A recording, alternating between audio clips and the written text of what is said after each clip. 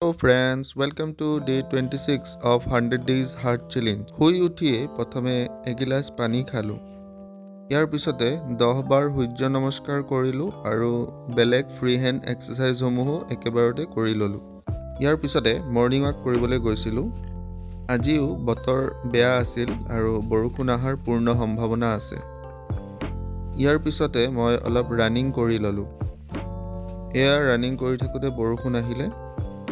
বৰষুণ কমাৰ পিছত গাখীৰ লৈ মই ঘৰলৈ উভতি আহিলোঁ। ঘৰলৈ উভতি একাপ চাহ খালোঁ আৰু লগতে ব্ৰেকফাষ্টো কৰি ল'লোঁ। ইয়াৰ পিছতে শাক পাচলি কিনিবলৈ বজাৰলৈ গৈছিলোঁ। গা পা ধুই ভগৱানক সেৱা জনাইছিলোঁ। ইয়াৰ পিছতে বিদ্যালয়ৰ কাম অলপ কৰি দুপৰীয়াৰ আহাৰ গ্ৰহণ কৰি ল'লোঁ।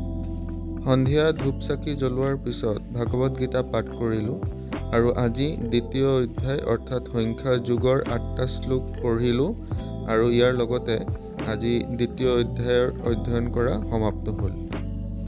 ইয়াৰ পিছতে কিছু সময় যোগা অভ্যাস কৰি ল'লোঁ। Yoga is the perfect opportunity to be curious about who you are.